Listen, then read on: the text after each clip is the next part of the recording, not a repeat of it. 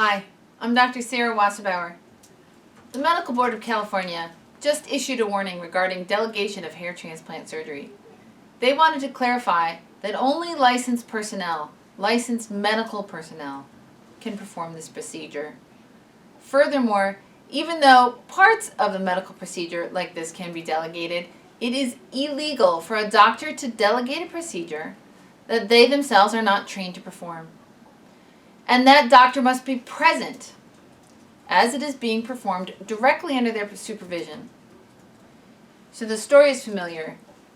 A patient with hair loss finds out that there's a local reputable plastic surgeon or other kind of doctor who's performing hair transplants. Assuming the surgeon is qualified, after all, how difficult is a hair transplant compared to breast augmentation or rhinoplasty? He undergoes the procedure, or she, and maybe he was or wasn't told that the surgeon delegates most, if not the entire surgery, to be performed per diem, that means for hire, by technicians.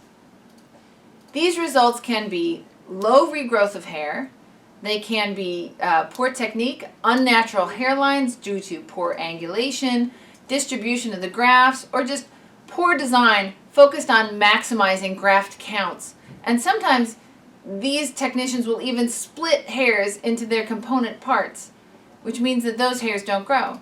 And there's also significant donor site scarring because too many grafts were removed in a single day or due to outdated FUE techniques or devices.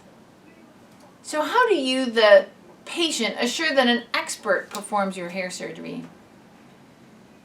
Look for a dedicated team, one that is 100% employed by the physician, and look to see what else your surgeon does. Do they specialize in hair transplantation? Or do they perform other procedures? Do they only do one technique, or do they do can they do any technique? Do they know all that there is to know about hair? Or is this a turnkey financial decision for the doctor? The way a lot of device companies, FUE device companies, have pitched this is that, don't worry, we're going to sell you the device and we have a whole staff who are going to come in and perform the surgery for you. But the doctor doesn't know any of these staff members, and neither do you. So finally, look for training and ABHRS certification, which is really that this person is a diplomat of the American Board of Hair Restoration Surgery.